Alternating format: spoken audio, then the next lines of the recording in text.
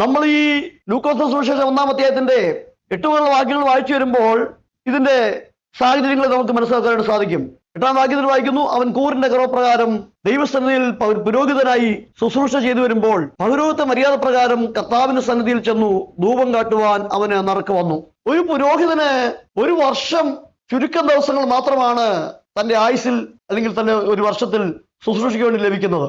കാരണം ദാവീദിന്റെ കാലം മുതൽ തന്നെ ഇതൊരു ചിട്ടപ്രകാരം 24 കൂറുകളാക്കി, ആ കൂറുകൾക്ക് ഓരോരോ ക്രമങ്ങളുണ്ട്. ആ ക്രമത്തിൽപ്പെട്ട ഒരു പുരോഹിതന് ഒരവസരം ലഭിക്കുക വളരെ നാളുകൾക്ക് ശേഷമാണ്. എന്തായാലും ഇവിടെ നമ്മൾ വായിക്കുന്നു, സെഖര്യാവ് പുരോഹിതന് ധൂപം കാട്ടുവാൻ ദൈവത്തിന്റെ ധൂപപീഠത്തിൽ ധൂപം കാട്ടുവാൻ തക്കവണ്ണം ഒരു വലിയ അവസരം ലഭിച്ചു.